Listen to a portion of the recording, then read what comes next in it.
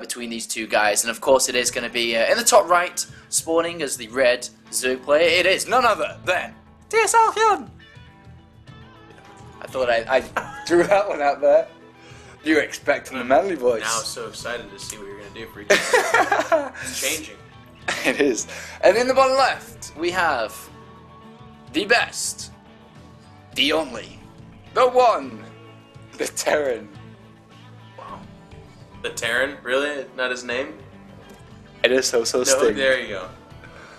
I love it so much when they're doing that, the GSL, and they're like waiting for him to throw it up, like, and it is the only, the last remaining. They're good at it these days, though. I the feel like one. those occurrences are so rare. It used to be all the time. Did you see that clip when Autosis told Wolf, let's troll the guy. Let's troll the guy. It was like in a game on Dual Sight where Autosis goes, all right, watch. This is how you do it. And Autosis goes, all right, in the bottom left, it is. And then that's the cue for the production guy to plug it because he doesn't really understand English. And Autosis goes, and it is. Oh, damn it, I screwed up. And the guy's like getting angry in the back. It's actually like a beautiful little clip. I didn't know he says it every time. I thought it was like a voiceover. No, it is. Well, no, it's like an audio. It's like an audio clip, and he plays the audio when Autosis or Tasis cue him up with "It is."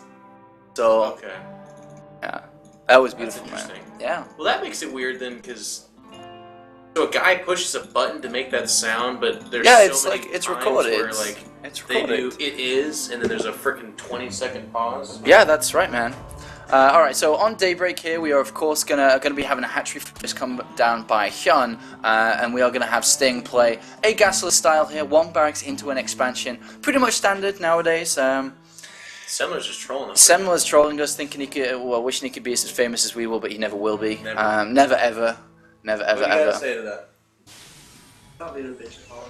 Oh. That's it. That's the best you can come up with. We're Get at out the of Too here. Good House. Right. Not. Damn it! I'm sorry. It's not the Too Good House. It's not the Too Good House. It's the Good House. It's the Good Apollo House. The Good Apollo House. And this is where people become cool. Command all right. Center, not necessarily first, because after the barracks, but it's the Terran answer to the one gate expand, if you will. Oftentimes you'll see two gas after that, but we only see the one right now. Is it perhaps staggered? Is it just one gas? I think it's not really staggered. I think that it's just one gas, and then he'll be going into multiple barracks in a second. No, he actually is staggered, so you are right. He goes straight to two, and basically when he goes for two, is clear signs that he's rushing straight to a factory, probably third base as well, looking for some form of aggression, whether it be Banshee, whether it's Semler. I am too professional for your bullshit. Anyway, we are continuing with this. I just want to clarify Apollo by saying that. You sound like an insecure cunt. No. We can't.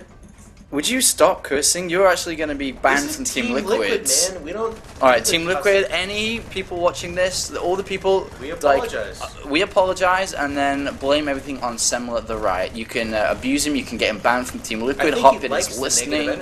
He loves being the negative... Really bunker placement. Negative guy. Yeah. To get away from that foul-mouthed beast. This is almost like he's bunker rushing himself, because the position's so strong, tucked in the corner there. It protects the ramp. I had this point out to me, actually, a DreamHack. Calder did a great job explaining this. He talked about how if you raise the depot wall, whatever's trying to get up into that ramp is actually going to be stuck in alone with the barracks.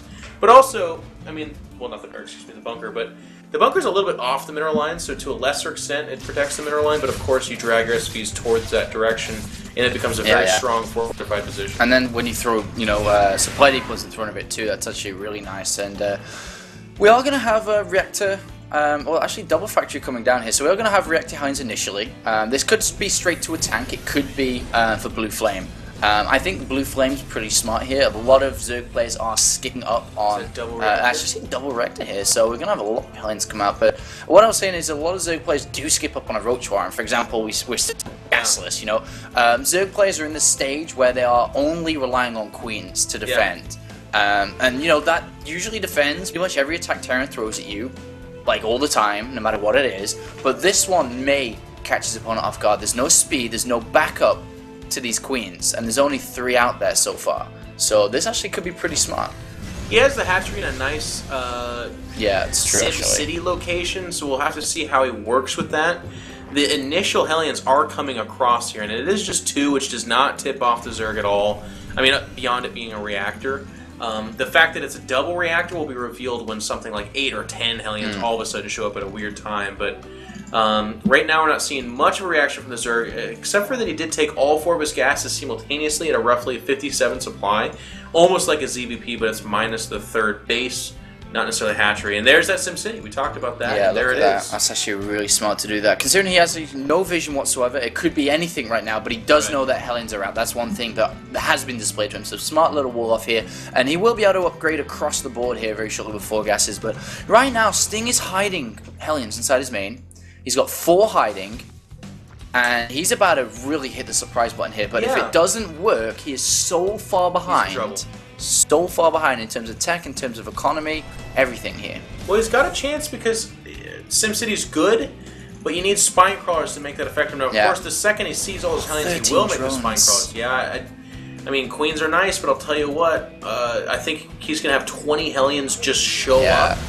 And I don't know if he can hold that off. Sting's outsmarting his opponent right now. Hyun definitely thinks there's a 3rd base there. He thinks that there's probably a Banshee or tank there. Double engineering bay there. He's got absolutely no vision. He's selecting the overload on the left-hand side, but there is Marines inside the base of Sting that are disallowing that to go in there. And this armory coming down too, so he's totally dedicating to this. You know, if he gets a +1 upgrade, holy cow, these Hellions.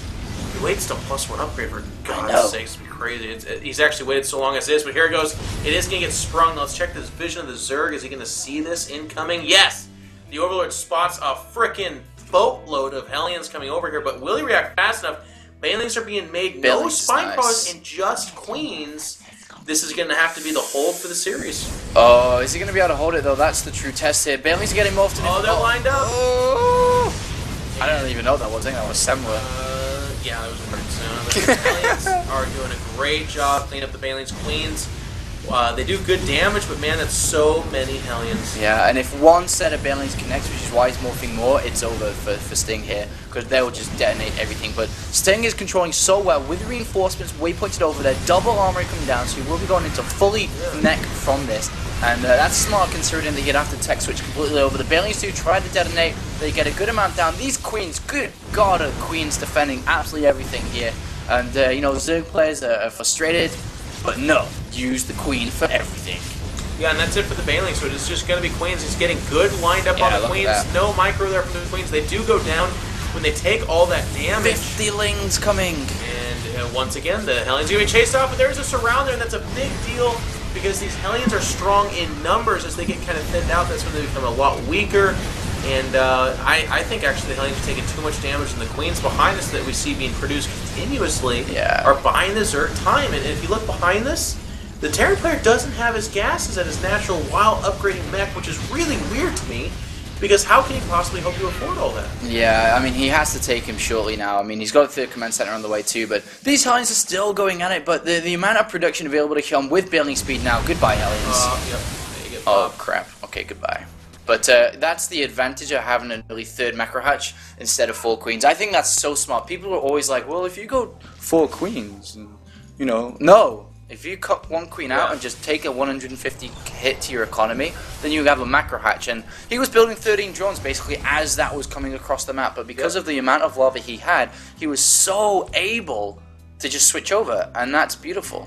Well, he played the map really well, too. I like that. I mean, while he did SimCity, you'll notice he actually defended in front of said SimCity, and that's because under the sheer weight of the amount of Hellions he was facing, that wall wasn't going to do anything except for prolong and perhaps actually incur more damages from the inevitable. So what he ended up saying is, okay, I've got my 5 or 6 Queens, I'm going to use that ramp leading up into the natural to narrow down my opponent, and I'm going to keep buying time by having my Banelings and Lings go back and forth, and as they do that, the range 5 Queens are going to whittle down those Hellions. So eventually the attack did get held off. There are Hellions still showing up to the 3rd. They could do a lot of damage, but on creep with speed. Oh, no. Oh, that's so sick.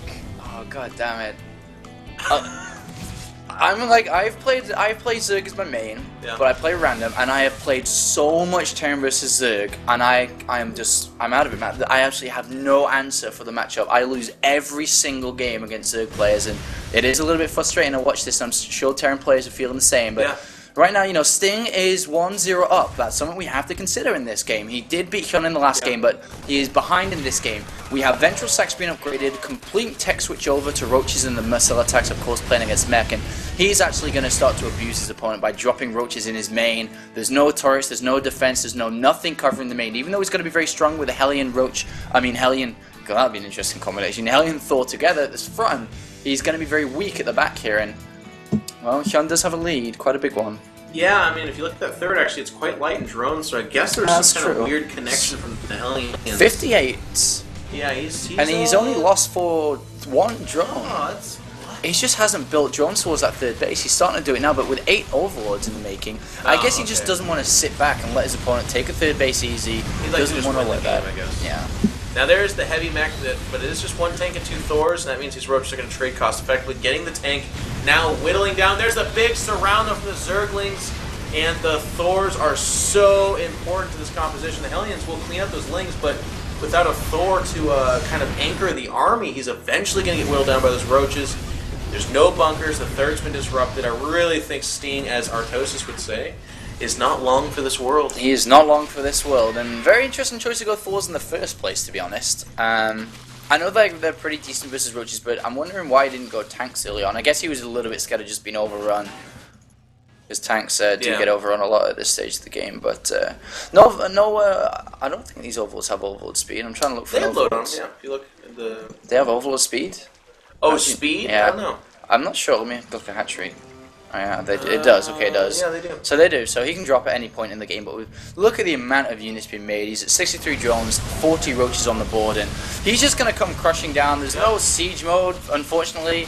That kind of sucks. Run away. Yeah, this... Okay. Oh, man. He's getting bold. Alright, close your eyes. Kind of like, okay, Sting, like, even if you hold this off, you're going to have 15 SCVs. Oh, good gods. Yeah. I don't even think he's going to hold it off. There's just too much there coming in. There's the GG.